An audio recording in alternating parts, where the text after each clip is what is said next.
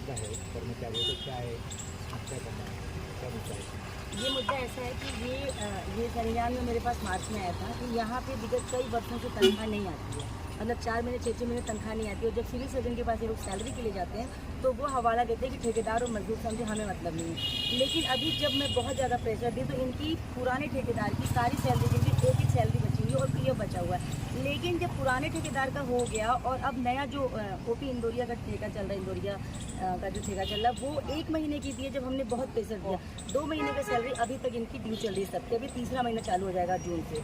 तो ये तनख्वाह का जो वेतन का यहाँ पे है बड़ा गोलमाल सा घोटाला, और न्यूनतम वेतन दर भी यहाँ पे मतलब जो कलेक्टर गाइडलाइन है उससे भी नीचे यहाँ पे दिया जाता है। कलेक्टर गाइडलाइन 12,125 अभी 1 अप्रैल 2025 से लागू है, पर यहाँ पे आज भी इनको 6,500-7 हज़ार दिया जा रहा है। और विगत कई वर्षों से मतलब कलेक्टर गाइडलाइन 9 है तो यहाँ पे 6 मिल रहा है, कलेक्टर गाइडलाइन 10 है तो यहाँ पे 5-6 मिल रहा है। तो मोरल ऑफ द स्टोरी ये है कि यहाँ पे तनख्वाह में घोटाला है काफ़ी तरीके से। अब आप मुझे बताइए कि अगर एक आदमी का, एक इंसान में अगर 1 महीने में तुम 3800 रुपये घोटाला कर रहे हो तो 12 महीने में कितना हुआ?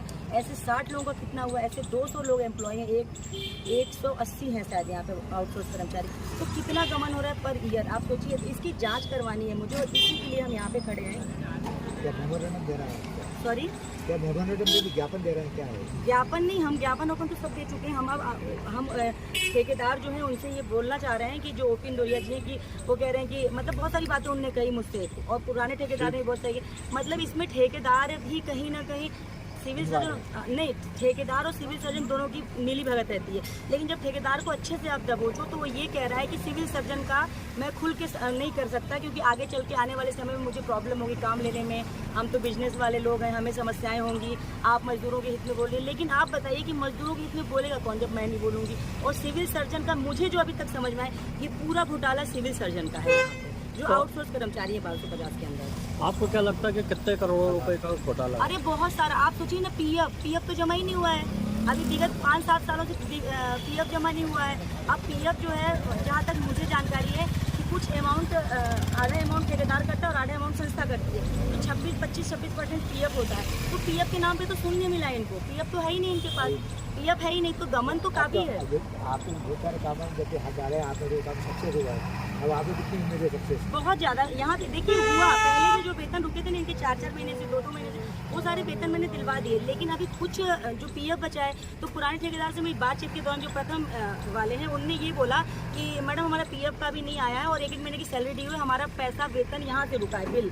तो मैंने बोला तुम्हारा बिल रुका है तो मजदूर सफर करे। अच्छा, एक चीज़ इन लोगों ने और सीख ली है यहाँ पे, ये क्या करते हैं, जैसे कि 4 महीने की सैलरी ड्यू की है तो 2 महीने की देंगे, अब फिर आप बोलोगे भैया 2 तो बची है, तो कहेंगे मिली ना अभी तुमको, 2 महीने की मिली ना। तो इस तरीके से टॉर्चर करते हैं लोग, आप इन लोगों से पूछ सकते हैं। तो सैलरी जो है, मैं ये पूछना चाहूँगी मध्य प्रदेश सरकार से और स्वास्थ्य विभाग के जो मंत्री हैं, अपने जो डिप्टी सीएम जी, उनसे मैं ये पूछना चाहूँगी कि ये कहाँ का नियम बनाया इनने, 1 तारीख को जो वेतन आना चाहिए वो 1 को नहीं आके 4-4 महीने के गैप पे दे रहे हैं, पहली चीज़। दूसरा सवाल मेरा है कि क्या कभी किसी सिविल सर्जन की सैलरी रोक दीजिए आप 2 महीने, फिर देखिए तड़प। तो मेरा कहने का मतलब है कि मजदूरों के साथ इस तरह का शोषण, भ्रष्टाचार गलत है। हाँ, ये इनकी पेमेंट मिलनी चाहिए समय से, बस इसी के लिए मेरा आंदोलन। और अगर ये बात ये सोच रहे हैं कि यहीं तक रुकेगी, बिल्कुल नहीं। मैं इसके लिए माननीय प्रधानमंत्री जी, अमित शाह जी, स्वास्थ्य मंत्री जगत नड्डा जी, जेपी नड्डा जी हैं, और इवन मैं मतलब देश विदेश में जो भी इस पर कार्रवाई करेगा उस सबको मैं पत्र लिखूंगी।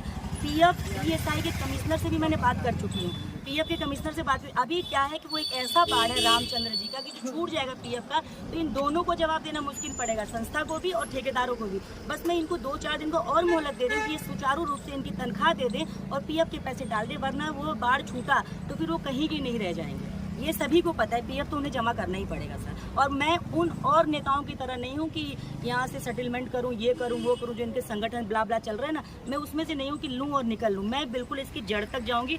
और यहाँ पे स्टोर कीपर, मैंने सुना है कि यहाँ के स्टोर कीपरों की मामूली सी तनख्वाह होती होगी, लेकिन उनके 10-10, 20-20 बंगले, करोड़ों रुपए, उनके एफडीआं और जमीन है, तो इस सब की जाँच तो मैं करवाऊँगी, छोड़ूंगी। आज मैंने आरटीआई का भी फॉर्म भरा है, कुछ मुद्दों पे आरटीआई भी मैं लगा रही हूँ इस पे 1250 में। तो आप बेफिक्र रहिए, इनको तो न्याय मिलेगा। थोड़ा वक्त लग रहा है लेकिन डेफिनेटली न्याय मिलेगा इनको। कुछ ऐसा भी देखा जा रहा है यहाँ पे कि कर्मचारियों का वेतन जिनको मिल रहा है वो कर्मचारी यहाँ काम भी नहीं कर रहे हैं, ऐसा कुछ संख्या में आई। मैंने बोला ना कि यही मेरे को ठेकेदार से बातचीत के दौरान यही पता चला कि कभी ठेकेदार को 72 की लिस्ट दी जाती है और फिर 153 लोगों लोग आ जाते हैं सैलरी के लिए, तो ये सैलरी कहाँ जा रही है, किसके नाम पे जा रही है, सबके ये जांच का विषय है। मैंने अभी आपसे बोला ना, ये जांच का विषय और ये जांच होगा।